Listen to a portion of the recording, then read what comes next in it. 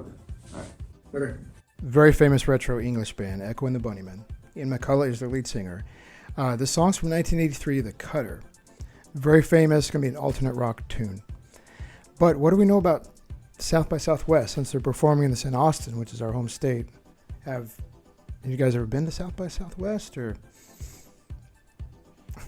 Heard all about it. It's like several days of all these different bands performing, and It's in Austin, right? yeah, And I think it's I one mean, of they the, basically shut the whole city down yeah. from 6th Street on, and I know it's become one of the best, most famous festivals in the world, right? yeah. I think I'm gonna try to go next year. Oh, good. I know. I've had friends that have gone, and it's such a wide variety of music at the festival. I think that what makes it really unique. Mm-hmm. Besides, maybe Austin fits into that kind of. It's like a music city, like Nashville. Mm-hmm. So, I've always wanted to go. Is that the festival where it's like a bunch of like new and upcoming artists? Yes, and there's film, Yeah. all that stuff, a little more diverse. Music. Yeah. Let's check out The Cutter. This is a famous song that, this is, again, kind of like The Verve. This is a later performance of it, but I totally want to get their vibe in Austin. So let's check it out.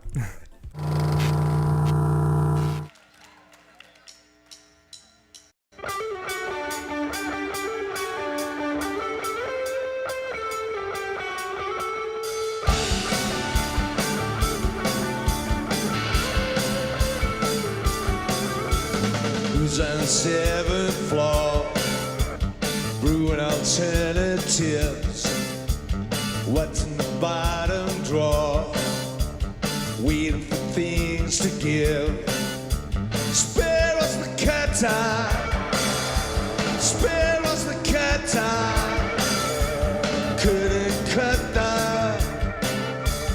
mustard, conquering myself until I see another hurdle approaching. Say we can, say we will, not just another drop in the ocean.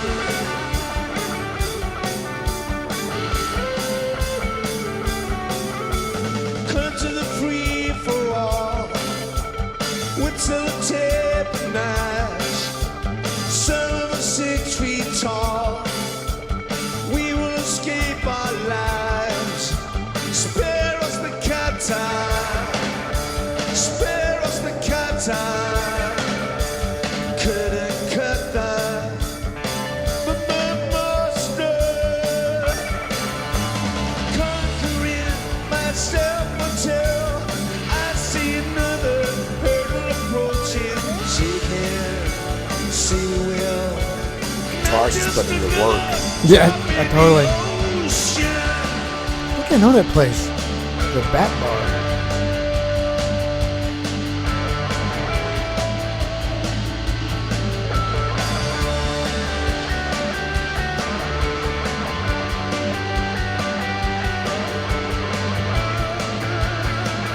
But a happy loss will I still recoil when a sin is lost.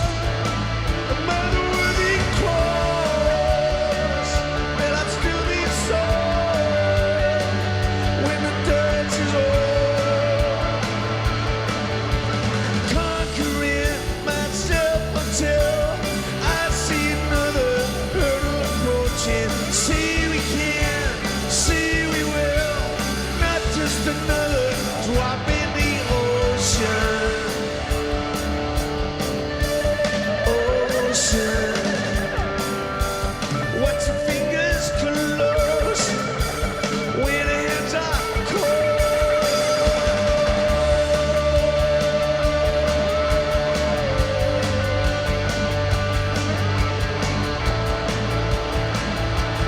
Happy loss when I still recall when the sin is lost. A better worthy cross will I still be soiled when the dirt is old.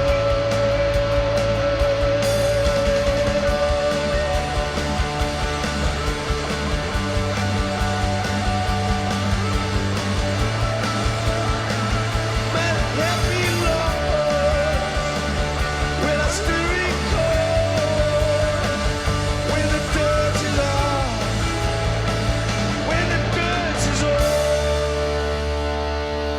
Thank you.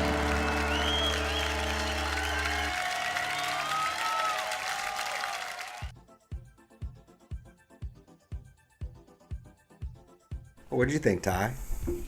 I think I've heard Echo the Bunnymen before, and I would just like to say that I think hearing a song live for the first time, you're gonna receive the song way differently than if you just listen to the song itself True. for True. the first time.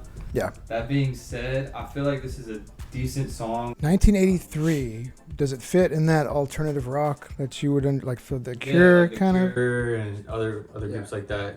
Definitely alt rock. Totally. I don't know. It's like kind of blends. 80s alt is like a blend of like pop and Yeah. rock.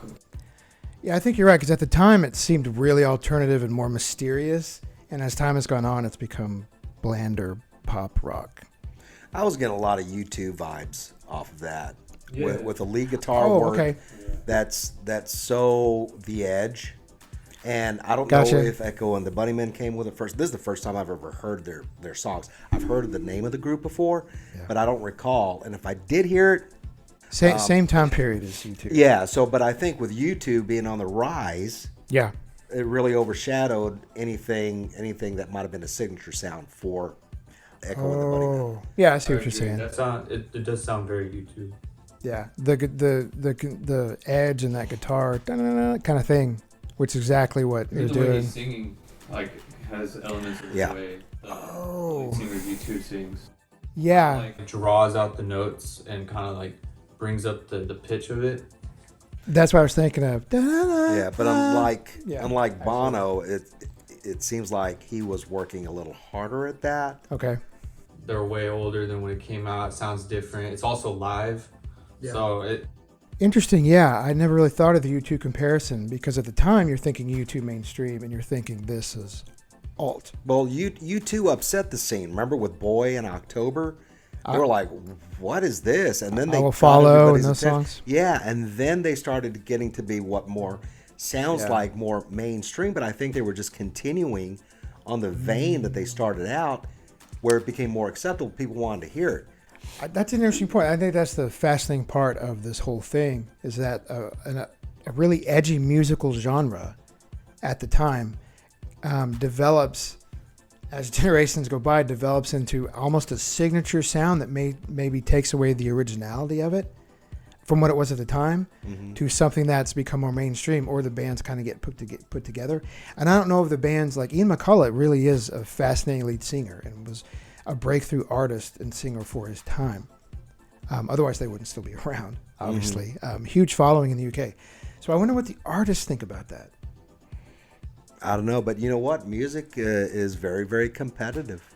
Yeah. And I feel like when you're looking at genres that are newer and they blow up and become mainstream, they all kind of have like a single like similarity in the fact that not only are they new, but they're new, and the generation that's growing up listening to this feels like it's a more authentic. True. More authentic because it's low key, it's new. And when you look at this kind of genre, when you look at garage rock bands, when you look at hip hop, and they're starting with just basically nothing, and like a DJ controller, they all kind of have these similar attributes to where it's just them making the music from whatever they have, and it kind of blows up. And I think people kind of gravitate to that because it has a sort of authenticity to it. Yeah, and that authenticity, in the moment, that authenticity gets lost as time goes by. Yeah. Because you still feel in your heart, just like with all artists we hear for the first time in those moments, the edginess is like so there. And that's part why you like them. And then I guess it makes sense it would kind of fade the moment goes. Yeah, because I mean, think of some of the bands that still are considered edgy despite all the years. Dead Kennedys, Sex Pistols, yeah. The Clash. I mean, the Clash had some mainstream stuff, but they're still considered edgy. Still. So but when these other bands that kind of sound similar, Yeah. they kind of get all into that one melting pot. So true. Yeah. So, but I thought for what it was really good. And 80s alt rock. It was new at the time. Totally. You know, competing against all these. There were so many different genres that came up in the 80s. Yeah. So for much. Sure. For sure. Good discussion, guys. Yeah. Good discussions. Thank you for watching today. We really enjoyed getting to Echo and the Bunnymen, the Cutter, live version from our home state of Texas. Awesome. Thank you so much. We'll see you next time. Bye. Thanks.